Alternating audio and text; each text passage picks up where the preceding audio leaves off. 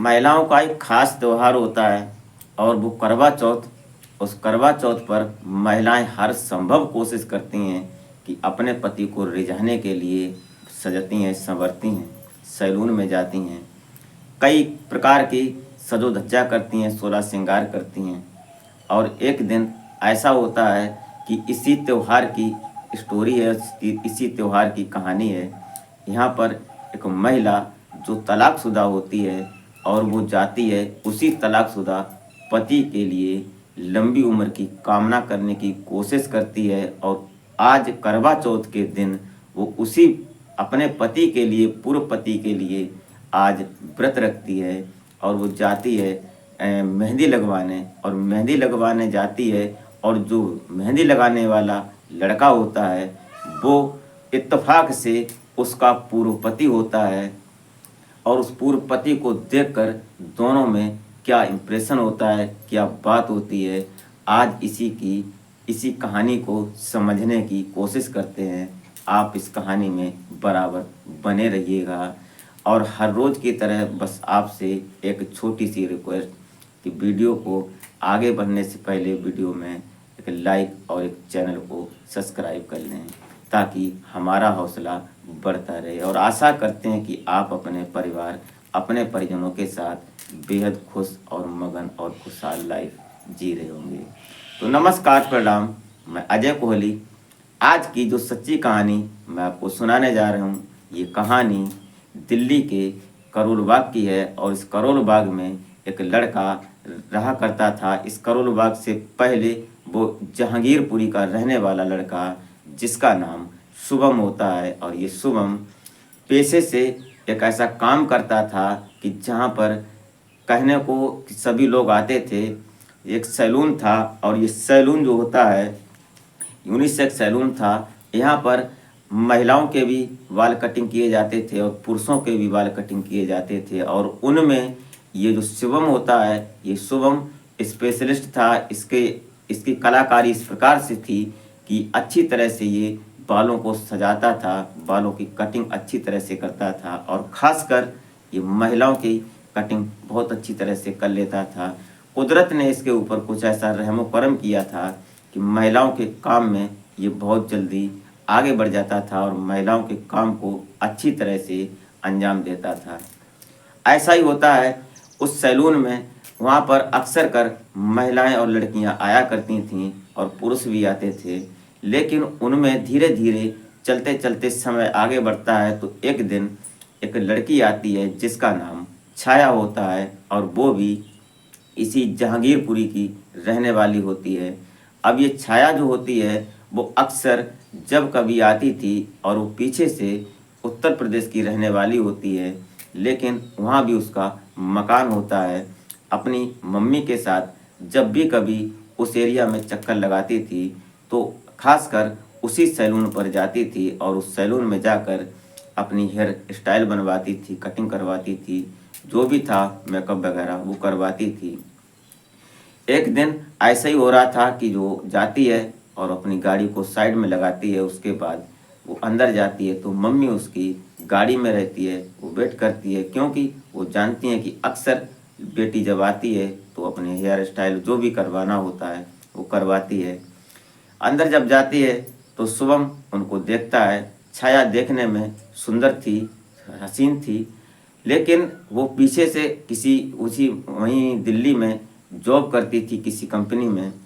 किसी कंपनी में क्या, वो एक गर्ल हॉस्टल में जॉब करती थी। जो डाटा जो एंट्री होती है वो डाटा पूरा उसके अंडर रहता था, कंप्यूटर पर उसका काम था। लेकिन जब यहाँ पर आती है वो अपनी कटिंग के लिए जब सीट पर बैठती है तो सीट पर बैठने के बाद आज शुभम का जो पीछे से जो उसका नेचर था वो ऐसा था, मजाकिया टाइप का था। वो किसी से भी बात कर लेता था और किसी को भी अपनी ओर आकर्षित करने की उसमें कला थी। ऐसा था कि हर किसी से भी मजाक और हर किसी से बात करने की उसमें क्षमता थी, लेकिन वो गलत नहीं था। आज छाया की जब वो कटिंग करने के लिए जब वो पीछे से बालों को उनको पकड़ता है और उसको सहलाता है और उसके स्टाइल बनाने के लिए, तो धीरे से एक बात बोलता है कि छाया से कि ऐसा लगता है कि आपके बाल काटने की इच्छा नहीं हो रही है। ये जब छाया सुनती है तो छाया बोलती है कि क्यों भैया, मैं क्या पैसे नहीं देती? तो बोलती है कि शुभम बोलता है कि नहीं, ऐसी कोई बात नहीं है, ऐसा लगता है कि आपके बालों को काटे नहीं, इनको सहलाता रहूं और इन बालों की छाँव में ज़िंदगी गुजार दूं। ऐसी बातें जब वो छाया सुनती है तो वो थोड़ी सकपका जाती है, सहम सी जाती है, बोलती है कि ऐसी बात आप कर रहे हो, ऐसी बात हर किसी से करते हो क्या? तो शुभम बोलता है कि नहीं, हर किसी से ऐसी बात नहीं करते हैं, क्योंकि ग्राहक हमारा देवता होता है, ऐसी कोई बात नहीं है। लेकिन आपके बालों को देखकर ऐसा ख्याल आया तो थोड़ा शुद्ध हो जाता है, थोड़ा डर जाता है, बोलता है कि नहीं, ऐसी कोई बात नहीं, मैंने बोल दिया बस। लेकिन जो आगे आईना लगा था उस आईने में दोनों देखते हैं, छाया भी देखती है और शुभम भी देखता है। तो छाया रिटर्न में इनको जवाब देती है, शुभम को बोलती है कि मैं समझ रही हूँ कि तुम्हारे विचार क्या हैं, तुम्हारी क्या इच्छा है हमारे प्रति, हम भांप रहे हैं तुम्हारी बात को। शुभम बोलता है कि नहीं मैडम, ऐसी कोई बात नहीं है, लेकिन आज से ही यहाँ से बात शुरू होती है। छाया बोलती है कि कोई बात नहीं, डरो मत, डरने की कोई बात नहीं, आप कह रहे हो अच्छी बात है, मुझे अच्छी लगी, कोई बुरी नहीं बात लगी। इसी बात पर दोनों में आज से प्यार शुरू हो जाता है। अब ये प्यार तो शुरू हो गया, कुछ दिन चलता है और कुछ दिन चलने के बाद इनकी 2017 में शादी हो जाती है। और 2017 में शादी होने के बाद बड़ी लाइफ अच्छी चल रही थी, क्योंकि शुभम जो होता है वो एक बार्बर का काम करता है और छाया एक ऑफिस में काम करती है, गर्ल हॉस्टल में।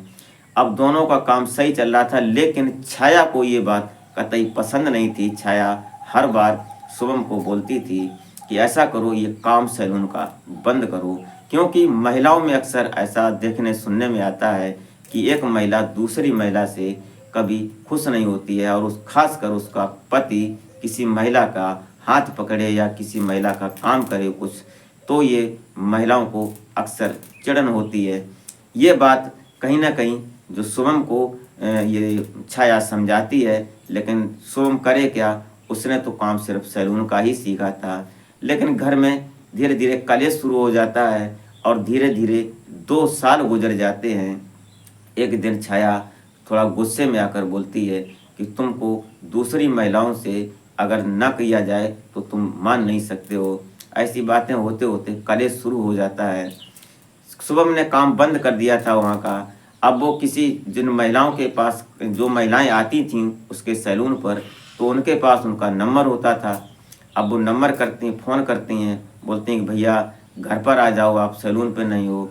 तो वो चुपके से जाता था, उनको बोल देता था कि भाई बोलना मत, हमारी वाइफ हमें डांटती है, इस काम को रोकती है।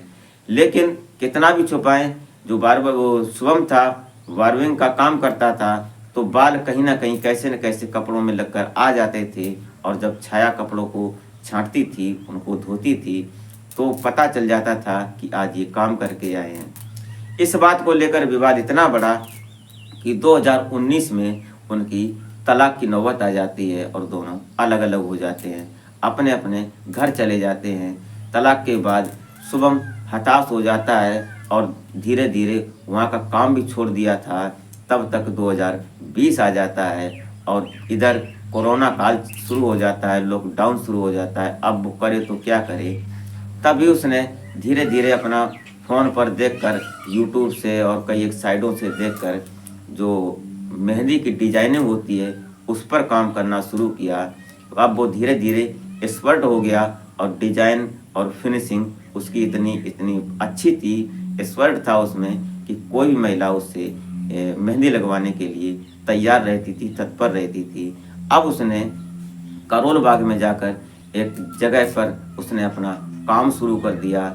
वहाँ पर महिलाएं उसके पास अक्सर आने लगीं और वो वहाँ भी फेमस हो गया, क्योंकि उसके पास कुदरती कुछ ऐसी कला थी कि महिलाओं के काम को वो अच्छी तरह से अंजाम देता था, अच्छा काम करता था, डिजाइनिंग अच्छी थी उसकी। चलता रहा, करवा चौथ का व्रत था।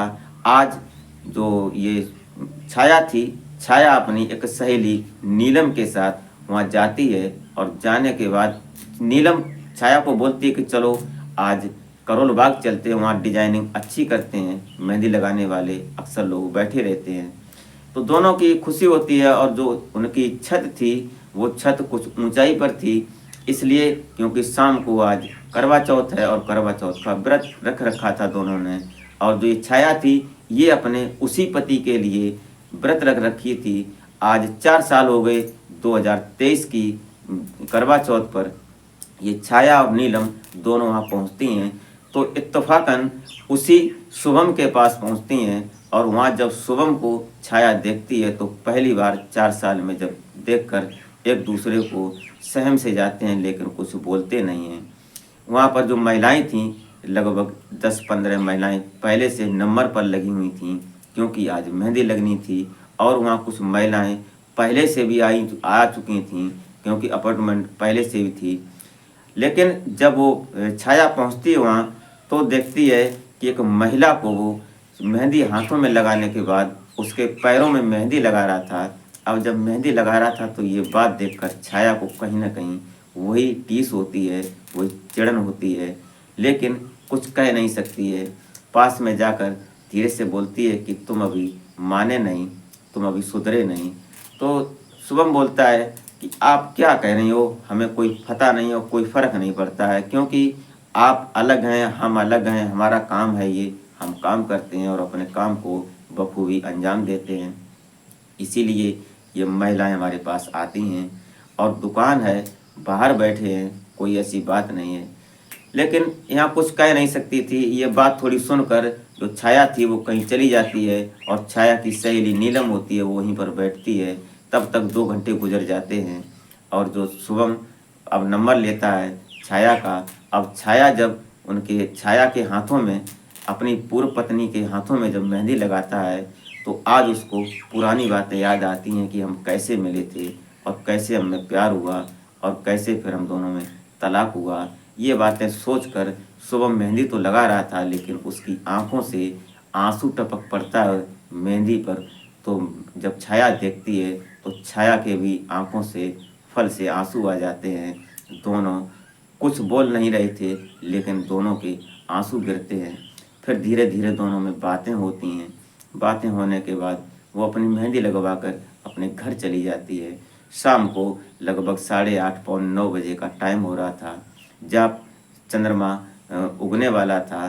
तो उस समय ये जो छाया होती है, छाया अपना पूरा सामान लेकर, जो महिलाएं अपनी करवा चौथ पर सामान रखती हैं, उस सामान के सामने जब नीलम और छाया छत पर थीं, उसी वक्त जो शुभम होता है ये एक लोटे में पानी लेकर छाया के सामने जाता है। तो जब छाया इस बात को देखती है तो बेहद खुश हो जाती है और वो आज उसके खुशी का कोई ठिकाना नहीं होता है। और इतनी खुशी में वो झूम जाती है कि वो शुभम को अपने हक कर लेती है, उसको झप्पी पा लेती है, उसको इतना प्यार करती है। और ये बात नीलम से हुई थी, क्योंकि जब छाया कहीं चली गई थी, मेहंदी लगवाने गए थे जब, तो छाया से वो नीलम जो थी, नीलम ने सारी बात शुभम को बताई थी। और शुभम ने नीलम से पूछा था कि इनकी शादी हो गई है। ये बात धीरे धीरे उनमें हो गई थी। इसलिए आज नीलम ने छाया और शुभम को मिलवाते हैं 2023 में। और उसके बाद दोनों एक दूसरे के लिए वही प्यार उमड़ा और वही प्यार हुआ और दोनों फिर आज साथ रह रहे हैं।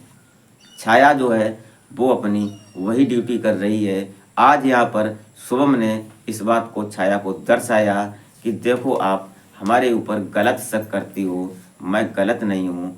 आज करवा चौथ का व्रत है, मैं सच बोलता हूँ, मेरा काम है, मेरी कुछ आदतें ऐसी हैं कि मैं हर किसी से हंस के बात करता हूँ, हर किसी को अपनी ओर आकर्षित करने की कोशिश करता हूँ, ताकि मैं एक दुकानदार हूँ, मैं एक व्यापारी हूँ। किसी भी प्रकार का व्यापार हो, इसमें गुस्से से काम नहीं चलता है, प्यार से काम चलता है।